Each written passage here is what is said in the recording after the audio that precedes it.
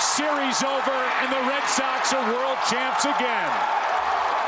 When you win the World Series, there are many traditions that you can count on. A call from the president, parade, getting a ring at the first homestand, and in the modern age of baseball, your victory is forever captured by baseball's sanctioned artist Opie Otterstad. Opie has painted 2 new works celebrating our world champions, as well as a first for Opie, a bronze sculpture. All 3 works are available in a limited edition form at Newbury Fine Arts at 29 Newbury Street in Boston. Visit them on the web or at the number on this screen. Newbury Fine Arts will be hosting a full exhibition of the new limited edition Red Sox prints, as well as a gallery filled with original paintings covering baseball and, most of all, our hometown heroes, the Red Sox. Hey Opie, glad we caught you. Can you tell us a little bit about these latest pieces you did? Doing a Boston piece is in particular fun for me. First of all, Boston being near and dear to my heart, with my son being named after arguably the greatest Boston ball player. Having spent a lot of time in Boston and my love affair with Fenway Park, and having had a lot of friends on that team over the years, it's really special. Being that this is now the Red Sox' second time winning the World Series in just the past 4 years, this means it's the second time you've painted a victory painting for them. How's that been? Well, it's fun because it's sort of like a family reunion, sort of, like, oh, it's happened again, and so I get to spend time with some of the same people and see some of the same people that were so excited about it the first time they won, and seeing their reaction to the second piece is really a lot of fun. Now those people that have the first print are all the more excited about seeing the second print.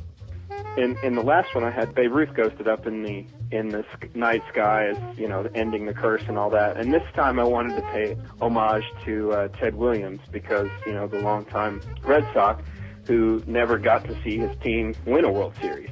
Also, I did reference Babe Ruth a little bit in this one, because in the last painting, there were 3 members of the team that had their finger up in the air, as saying we're number 1. And I did the same in this one. They're 3 different players, but the same idea. In this one, it's Jason Varitek, David Ortiz, and Mike Timlin. And, of course, the 3 of them were on the team the last time they won. Now that you've done a piece about a team that has a tradition of winning the World Series, is the symbology you've chosen different in nature? I left the scoreboard as it was the moment they won. I found an image of Jonathan Papelbon, the closer, jumping up in the air, tossing his cap as they won, and it's got a big, beautiful picture of the scoreboard in the background. And I thought, you know what, we're going to leave it just as it was. The moment they won, that's what I wanted. The pinch hitter's name was still up on the Jumbotron, and Seth Smith, who was number 12. The box score is there, the lineups as they were when they won, as opposed to the lineups that started the game. Opie, from your perspective as the artist, what makes it special about collecting these victory pieces?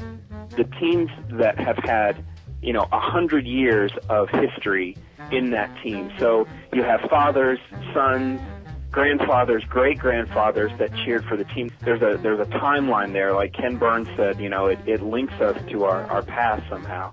And I think that's what these paintings do, and I think that's what people see them as doing. When we don't know how long it is between now and the next championship, and Boston fans know that all too well. The last time, they won back in, 1918. That continuity, they thought, well, we'll win again sometime, because, we've had all this success early in the early part of the century, and surely the next win is just around the corner. Wait till next year.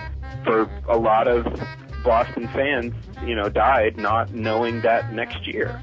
So you look back at this piece, and every year I think the nostalgia for that piece, that painting, that image becomes stronger, because it was such a sweet moment and such a moment that you hang on to. It's one of those moments where you remember exactly where you were when you heard the news, or where you were, who you were with when they won. They put it up on their wall. It becomes a part of that memory. And so 20 years from now, 30 years from now, when these pieces get handed down to children and grandchildren, the memories will go right along with them.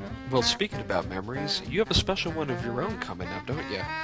One of the things that I'm looking forward to the most about this trip to Boston is I get to take my son, who's now 4, to Fenway Park. He knows what the Green Monster is, and he can't wait to see it. And it's kind of one of those field of dream moments you have with your kids. But, what a moment in my life for me to savor with my son, taking him to his first, real game at Fenway Park. And that's ultimately the essence of what it is you're really painting. You're talking about parents passing down traditions and memories to their children. Imagine like an Alamo painting or a American Revolution painting, a Boston Tea Party painting. Now imagine if it was your great grandfather's painting and he's in it, or it was part of your family's story or your family's history, or someone in your family was there when they did it, and then that story gets passed down along with this image of that moment. I just think touches people in ways that's sometimes hard to describe, I think. Opie, you have a show coming up at Newbury Fine Arts. What can people expect to see there? For people that weren't at the last show, hopefully they'll get to see a cross-section of what I do. One of the nice things about the way that my career has gone is that people expect me to do things that are a little different or a little off-center or left-of-center creative. I've maintained, the expectation of something different. They're going to see the celebration piece, but there are going to be for people that are expecting to see just more of the same thing, they might be in for a little bit of a surprise, because I like to... although the work continues the same style, the presentation oftentimes is, a little bit outside of the box. Amongst the things I might not expect at the show is actually a second limited edition called The Lineup of Champions. Tell me a little bit about that. Oh, the panel piece. What's so fun about that, and that actually has a little bit of an odd story.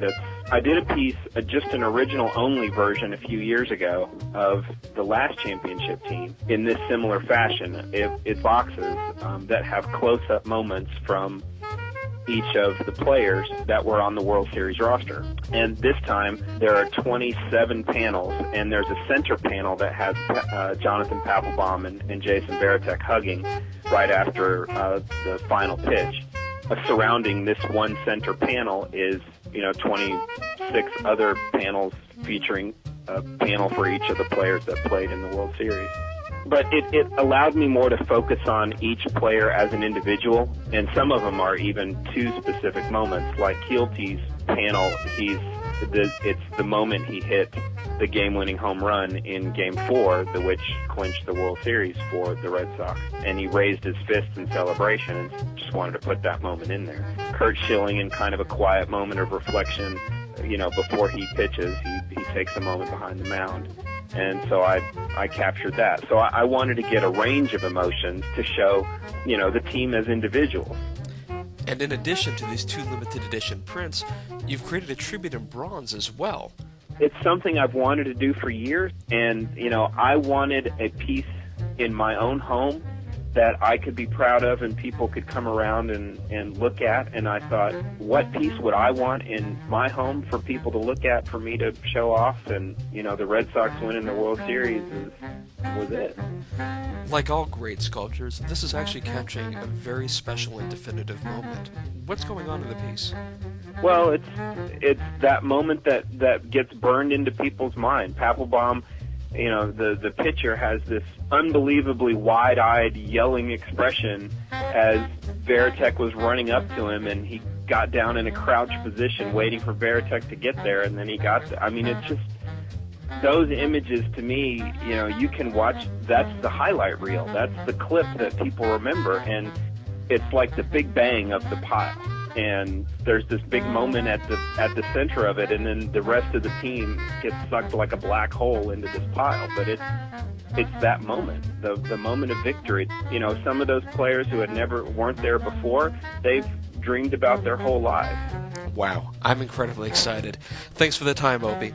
For more information about these works or joining Opie with his Red Sox exhibition, please contact Newbury Fine Arts at the information on this screen.